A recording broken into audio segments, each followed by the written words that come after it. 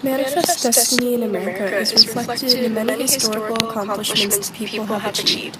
Acquired territories in the 1800s and 1870s supported this because America could both assert dominance against foreign powers and progress a populated continent. The Treaty of Paris was negotiated by Benjamin Franklin, John Jay, and John Adams. Signed at the close of the Revolutionary War, it officially gave America freedom from being a British colony. It established the new nation's borders, placing the Mississippi River at the western boundary of the U.S., and allowed the U.S. to navigate it freely. It also gave the United States fishing rights. This new freedom gave America the nationalistic spirit and overall ability to expand in its future years. Napoleon Bonaparte's attempt to create a New World Empire failed due to rebellions in Haiti. Because of this, he was willing to give up the land France owned west of the Mississippi for 3 cents an acre, a total price of only $15 million. Even though there was nothing regarding a deal like this in the Constitution, Jefferson accepted anyway, setting a precedent of diverging from the Constitution in certain situations. This nearly doubled the U.S. and allowed for many more opportunities to expand. In 1804, Jefferson sent Lewis and Clark to explore this new territory. Their discoveries paved the way for America's expansion westward, and overall purchase created feelings of nationalism towards the national government in the West. The Anglo-American Convention gave America fishing rights along the northern boundary with Canada in the areas of Newfoundland and Labrador, and established the 49th parallel as the northwestern boundary of U.S. territory, separating America and British Canada. It also gave both America and England access to the Oregon Territory for the next 10 years, giving both free access to the region. In addition, it gave the U.S. back slaves that had been captured by Britain during the war.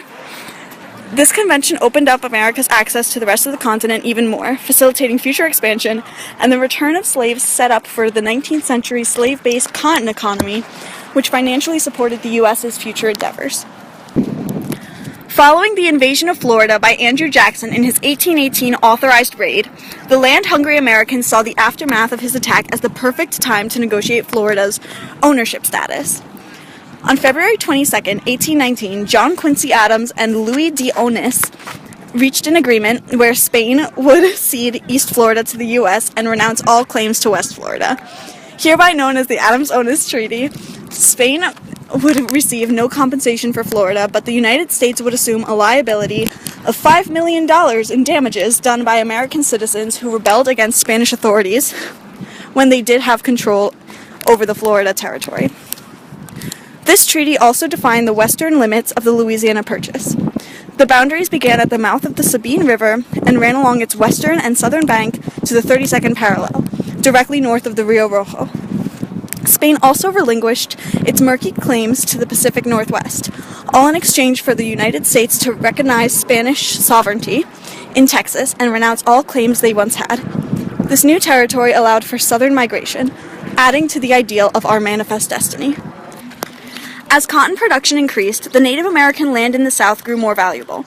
Cotton farming destroyed the earth, so new land was always in demand. In order to grow as a country, an act to remove Native American tribes was deemed necessary. Such an act established a process whereby the president could grant land west of the Mississippi River to Indian tribes that agreed to give up their homelands.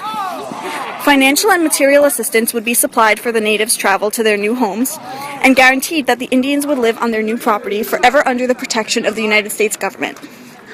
On May 28, 1830, Andrew Jackson signed into law the Indian Removal Act, uprooting more than 100,000, forcing them from their rich soil where endless amounts of vegetation could be grown, to the barren deserts of a confined territory now known as eastern Oklahoma. About 4,000 Cherokee died on the forced march, now known as the Trail of Tears. This forced removal opened millions of acres of rich land east of the Mississippi to white settlers, aiding in the strengthening of the cotton monarchy and paving the way for western expansion. As the population grew in northern Maine, friction developed between American and Canadian lumberjacks, causing incidents such as the Aroostook War.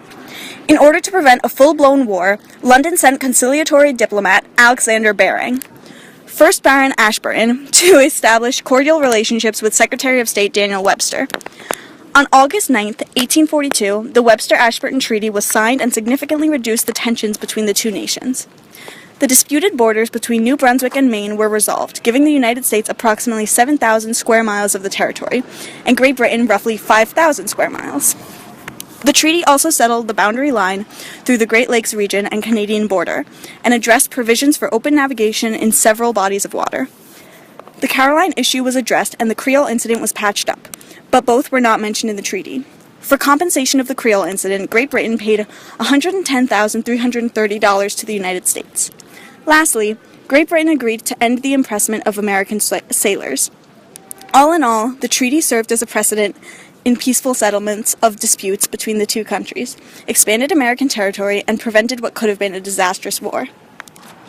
The Oregon Trail from Independence, Missouri to Portland, Oregon was undoubtedly one of the leading contributors to Americans' westward expansion. Thousands of settlers flowed into Oregon, passing along the trail in covered wagons with their families. The Oregon Territory was originally claimed and occupied by Great Britain, France, Russia, and Spain. Ownership changed over the years, and most of the land was ceded to Britain and the United States by the 1820s as the two nations began joint occupation of the Oregon Territory. Many American missionaries also settled the Oregon Territory and built mission schools in order to educate the natives. Manifest destiny became more prevalent through the works of these religious pioneers because of their belief that it was the American duty to save the soul of the Indian. Because of growing tensions and disputes between the United States and Britain over the Oregon Territory, a mainland boundary was finally established in 1846.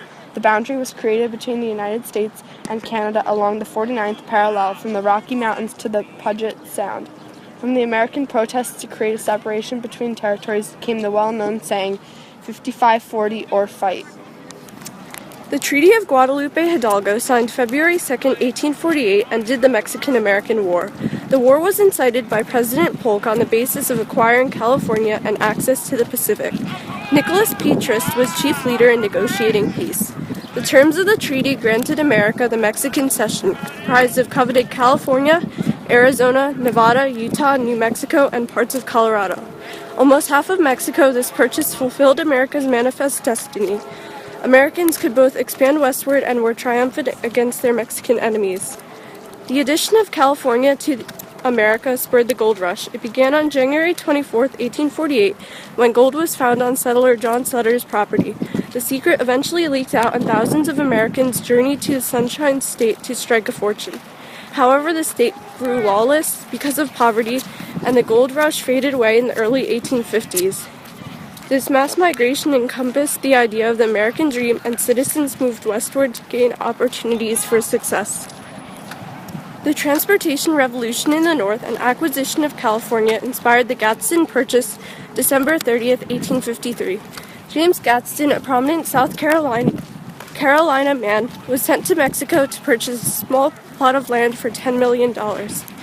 This desert land was necessary because of its non-mountainous terrain, which was perfect for laying rails. In 1882, the Southern Pacific Railroad would be completed, running through the purchase. The goal of the Transcontinental Railroad was to link the nation and have easy transportation from east to west. Huge government sanctions per mile were granted because the project was essential to manifest destiny. The Union Pacific Railroad started in Omaha, Nebraska, and stretched westward, meeting with the Central Pacific Railroad, beginning in Sacramento. Finally, on May 10, 1869, the first Transcontinental Railroad was finished in Promontory Point, Utah. Thus, through an ever-expanding rail system, citizens could reach from coast to coast. Ultimately, dispersing the national population and expanding it would be a lot easier. Also, trade and commerce would be more effective with an interconnected nation. In 1862, land legislation passed by Congress granted 160 free acres of land to anyone who agreed to build a house on that land, live there, and farm for 6 years. An individual and his family who had lived on their homestead for 6 months or more could then also purchase that land for $1.25 an acre, which was an extremely low price. This legislation was called the Homestead Act and was a government act which greatly encouraged Western migration. It drastically increased settlement and also gave way for the creation of the Transcontinental Railroad. From 1862 to 1890, about 2 million people settled on 375,000 farms through the Homestead Act. The Alaska Territory was purchased from Russia for $7.2 million through an agreement made by Secretary of State William H. Seward in 1867. Previous to the purchase of the territory, Americans were in constant competition with Russian explorers and traders, leading to the many disputes over territorial rights. Following the purchase, the Alaska Territory was officially annexed to the United States on January 3rd, 1959. When gold was discovered in Yukon in 1896, a large influx of the population migrated to Alaska in search of wealth.